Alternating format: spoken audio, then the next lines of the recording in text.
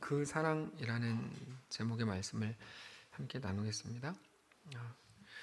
예레미야는 성도들이 가장 읽기 싫어하는 성경입니다. 이거는 분명합니다. 예레미야는 정말 많은 사람들이 읽기 싫어합니다.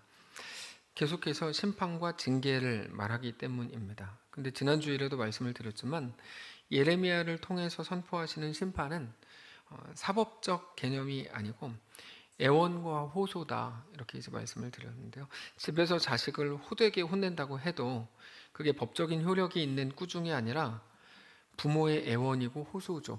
물론 이 조심스러운 게 요즘에는 뭐 가정폭력 이런 게 너무 많이 사회적으로 문제가 되고 있기 때문에 조심스럽긴 하지만 성경적으로 분명히 말씀을 드리면 가정에서 체벌한다고 해도 그게 법적인 효력이 있는 게 아니고 눈물의 애원이고 호소이고, 잠언에서는 이렇게 때려도 그는 죽지 않는다, 이렇게 이제 잠언을 말씀하신다는 것도 우리가 잘 알고 있습니다.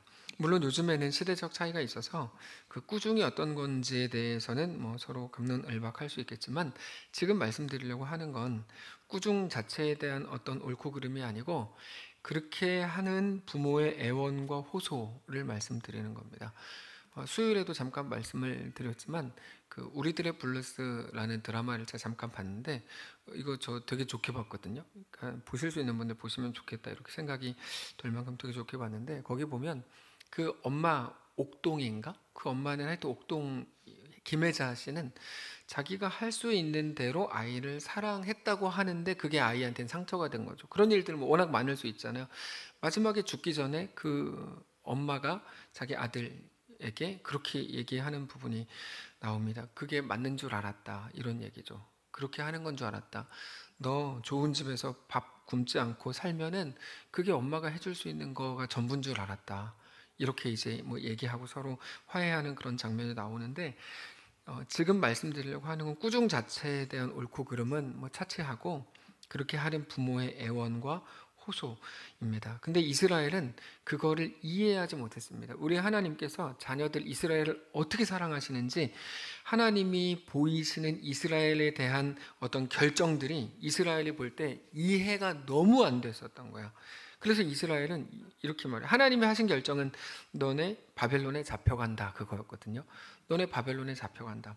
그러니까 이스라엘 백성들은 그래도 그렇지, 우리가 하나님의 백성인데 어떻게 이방신을 섬기는 바벨론에게 잡혀갑니까? 우리가 하나님의 백성인데, 이렇게 하는 거죠. 예를 들어서 뭐 어떤 기독교 뭐 교회가 있는데 그거를 옆에 있는 뭐 말도 안 되는 거니까 그냥 기분 나빠하지 마시고 들으세요. 그걸 뭐 어떤 절에서 뭐 교회를 인수한다고 말을 했다 치세요. 그럼 우리가 기도할 때 하나님께 말이 안 되지 않습니까? 어떻게 이런 일이 있습니까? 하나님의 교회라는 말도 못 쓰겠네. 하여튼 뭐 예수님의 교회가 어떻게 저렇게 그 뭐 절 뭐 그런 게 어떻게 이럽니까? 뭐 우리가 이렇게 기도할 거 아니에요. 그 기도를 이스라엘 백성들이 하는 거죠. 어떻게 이방신을 섬기는 바벨론에게 이스라엘 하나님의 백성이 멸망을 당한다는 게 말이 어떻게 됩니까? 아무리 그래도 그렇지. 이게 예레미야에서 이스라엘 백성들이 했던 기도입니다. 근데 그때마다 하나님께서 재미있는 말씀을 하세요. 나는 너희를 얻기 위해서는 그 어떤 것도 다 감수할 수 있다, 이렇게 말씀하세요. 그러니까 너희가 이방신을 섬기는 바벨론에게 지고 잡혀가는 것도 하나님이 감수하셔야 되는 문제라는 거죠.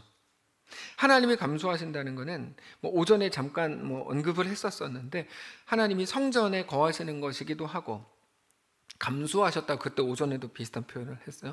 하늘도 하나님의 집이 되기에 부족한데 사람이 지은 건축물에 하나님이 거하신다는 것 자체가 말이 안 되는 거거든요.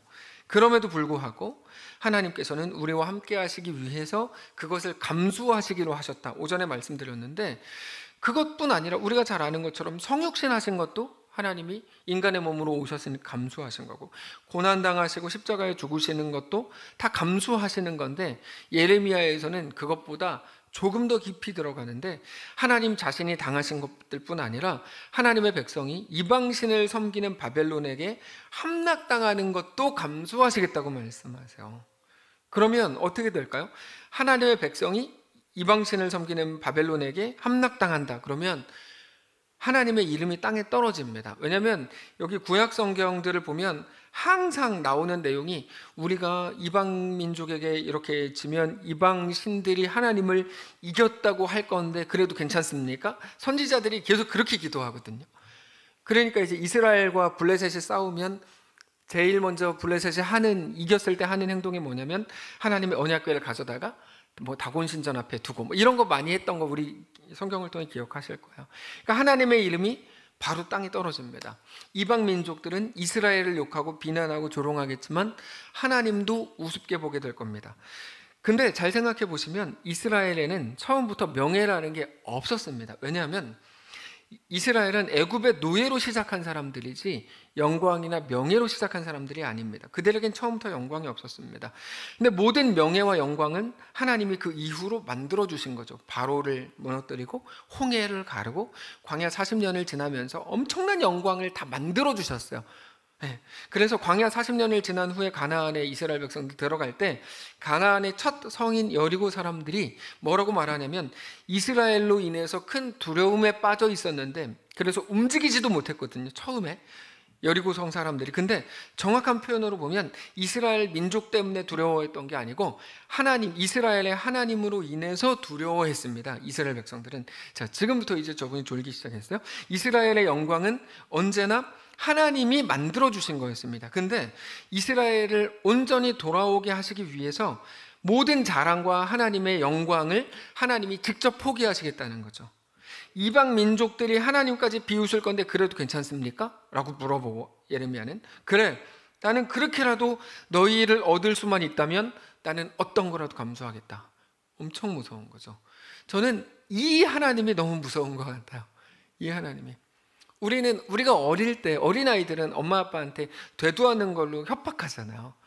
어떻게 보면 이게 협박이 되냐? 근데 뭐 협박하잖아요. 근데 오히려 하나님께서는 나는 너희를 얻을 수 있다면 그런 거라도 감수한다.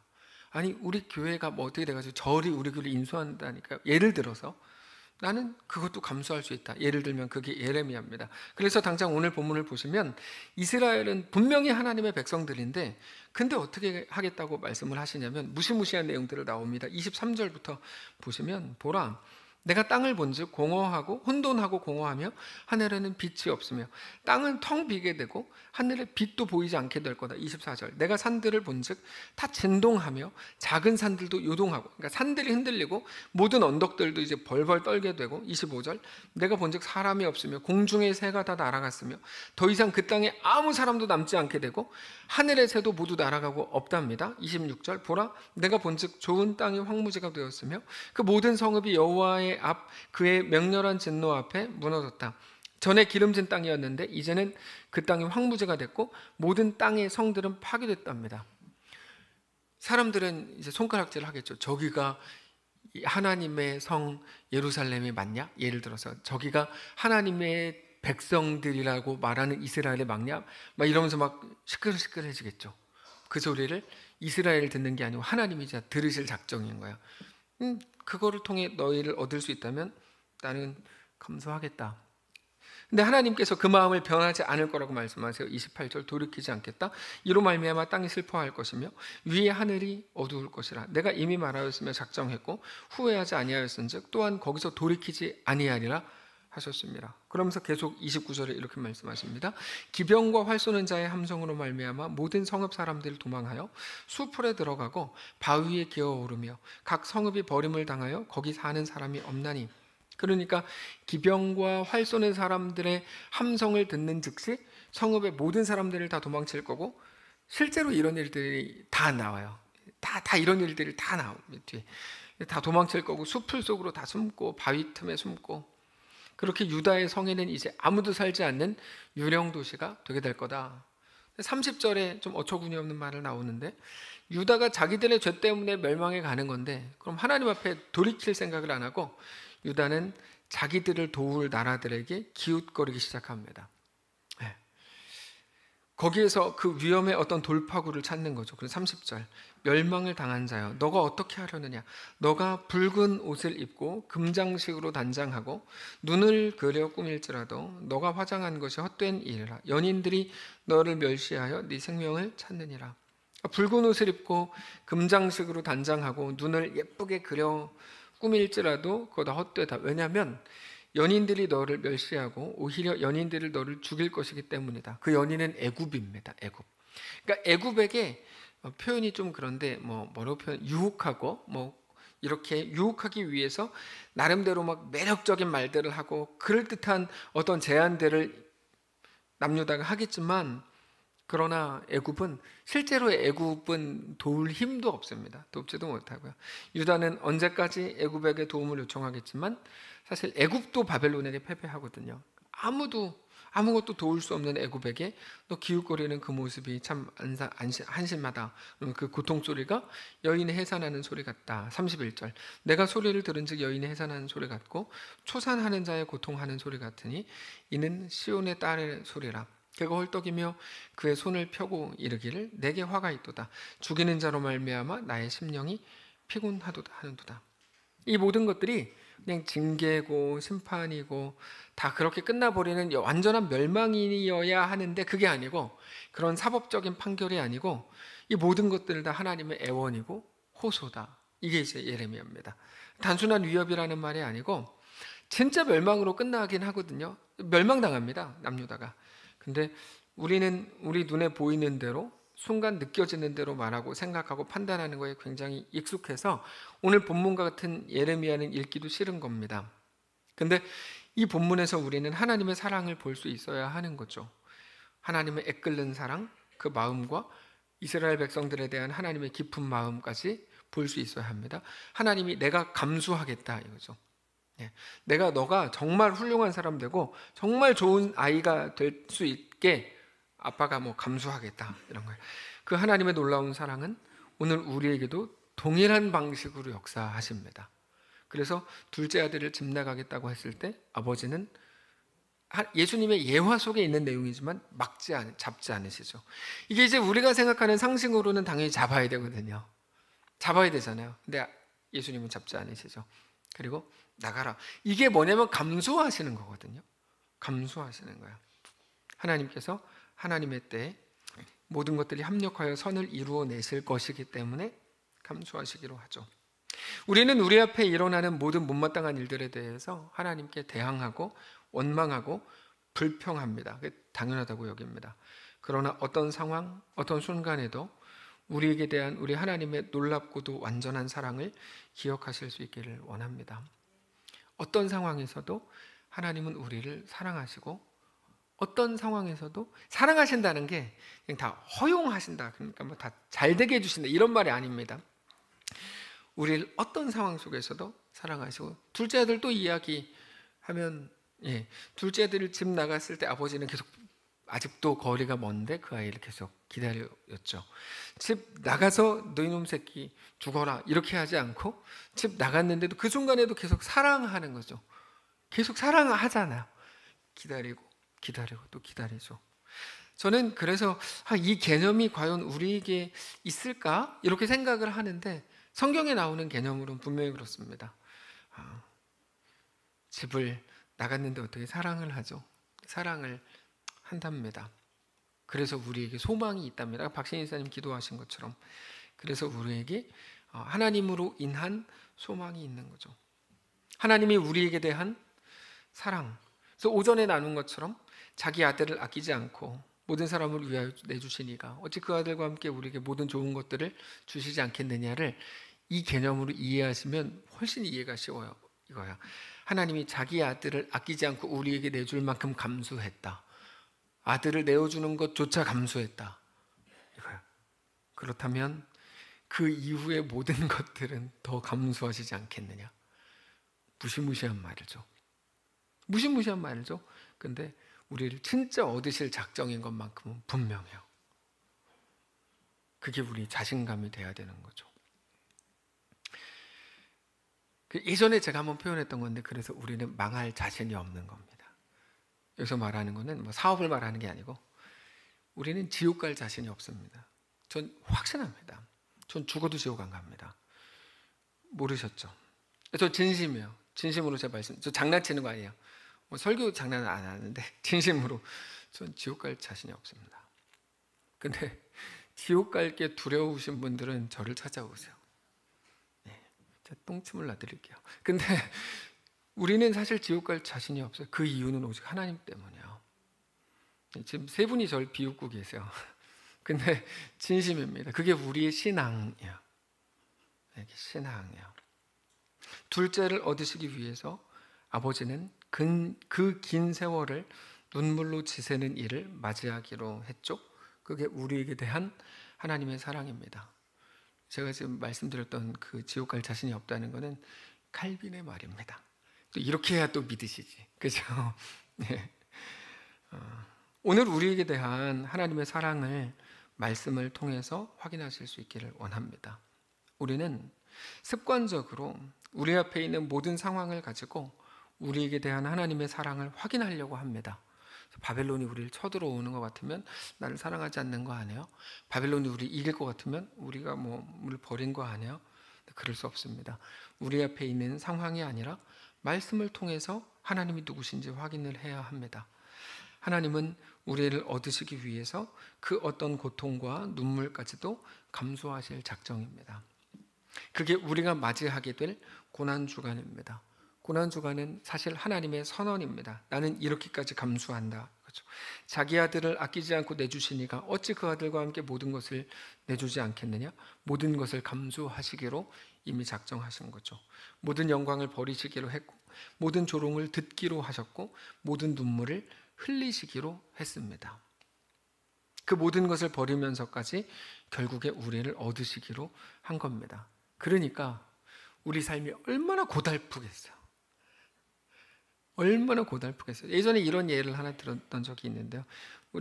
우리 초등부 아이들을 데리고 차범근 축구 감독, 얼마 전에 했던 거 기억나시죠? 차범근 축구 감독이 9시 뉴스에 나와가지고 우리 초등부 아이들, 재민이들을 데리고 전국 대회에서 축구 우승을 시키겠다라고 선언했다면 애들이 얼마나 힘들겠냐고, 그 1등을 하기까지. 그게 하나님이 우리에게 대한 선언이거든요. 나는 너희를 내 자녀로 만들기로 작정했다. 나는 너희에게 반드시 그 일을 이룰 거다. 우리는 따지죠. 지금 내 상황이 이런데요. 지금 내 상태가 이렇고, 내가 어떤 생각을 하고 살고, 내가 어떻게 사기치고 다니고, 어떻게 하는데요. 하나님 도대체 어떻게 하실 작정이세요? 하나님 우리에게 매일같이 말씀하시죠. 내가 너를 존귀하게 하겠다. 모든 것이 합력하여 선을 이루어내겠다. 하나님, 난 이런 죄를 졌고 저런 죄를 졌고 이렇게 했는데요. 내가 너와 함께 한다. 내가 너를 붙든다. 그 말은 걸리지 않게 하리라가 아니에요. 걸리지 않게 하리라가 아니라 그 모든 일들을 통해서 너를 가장 완전하고 가장 아름답고 온전한 나의 백성으로 삼겠다라고 하는 거죠. 오늘 우리 앞에 일어나는 모든 일들 속에서 그렇게 우리 주님을 신뢰하시기를 바라고, 우리에게 주어진 오늘의 모든 상황 속에서 하나님을 믿음으로 온전하게 세워지실 수 있기를 원합니다. 그렇게 이번 우리의 고난주간이 사실 이제까지는 내가 이렇게 나쁜 의미는 아닌데 내가 이렇게 경건하다를 다른 사람들에게 보여줄 수 있는 기회였다면 이번에는 그렇게 하지 마시고, 다만 하나님이 누구신지, 나는 누군지, 하나님은 나를 어떻게 사랑하시는지를 진심으로 깊이 묵상하고 그렇게 하루하루 주 앞에 온전히 나아가게 되는 거룩한 한 주가 되시기를 주님 이름으로 축복합니다. 기도하겠습니다. 하나님, 우리를 자녀 삼으신다고 하셨으니 너무 감사합니다. 나는 너희의 하나님이다. 너희는 내 백성이 되라. 말씀하시니 감사합니다. 내가 누구인지 말씀을 통해 확인하게 하시고, 우리의 상황과 내 조건과 내 상태와 나의 어떠함으로 판단하지 않게 하시고, 우리의 모든 연약함, 못된 못난 결정들이 당연히 우리를 괴롭게 하겠지만 그것들조차 합력하여 선을 완성하시겠다고 약속하신 우리 하나님을 믿음으로 바라보는 이번 한 주 되게 하옵소서. 그래서 우리 연약함이 깊으면 깊을수록 하나님에 대한 소망으로 넘쳐나게 하시고, 우리 부족함이 풍성하면 풍성할수록 오히려 더 하나님을 알아가게 되는, 그렇게 이상한 역설이 우리 삶에 시작되는 귀한 한 주가 되도록 인도하여 주시옵소서. 그래서 무자격자인 내가 어떻게 구원을 얻었고 내가 어떻게 하나님의 자녀가 됐는지를 도대체 어떻게 된 일인가 매일같이 생각하고 고민하고 묵상하고 도대체 하나님의 크기는 얼마나 크길래 나 같은 사람도 품어주는가? 세상 누구도 받아주지 않는 나를 하나님이 안아주는 건 무엇 때문인가? 계속 궁금해하고 고민하고 결국 하나님을 찬양합니다. 나까지 받으신 하나님을 경배합니다. 고백하게 되는 사랑하는 모든 성도들, 그렇게 깊어진 주의 백성들 되도록 축복해 주시옵소서. 하나님, 우리에게 너무 특별한 한 주를 주시니 감사합니다. 이 고난주간 한 주를 지나는 동안에 사랑하는 성도들이 그렇게 주님과 가까워지고 주님을 뜨겁게 사랑하게 되고 우리 주님을 향하게 되는 거룩하고 순전한 주의 성도를 다 되도록 인도해 주옵소서. 우리와 함께 하시기를 간절히 소원하며 살아계신 우리 주 예수님의 이름으로 기도합니다. 아멘. 이제는 우리 구주 예수 그리스도의 은혜와 하나님 아버지의 다함없는 사랑과 성령의 교통인도 역사 위로 함께 하심의 은사가 이 시간 주를 바라보며 예수 안에 허락된 그 길을 믿음으로 걷기를 소원하는, 어떤 형편 어떤 자리에서조차 하나님의 약속으로 인하여 안심하고 주님을 바라보기로 결정하는 사랑하는 모든 성도들 머리머리 위에, 그들의 인생 위에, 그들의 자녀들 위에, 그들의 가정 위에, 사랑하는 이 교회 위에 이제로부터 영원까지 함께 계실지어다. 아멘.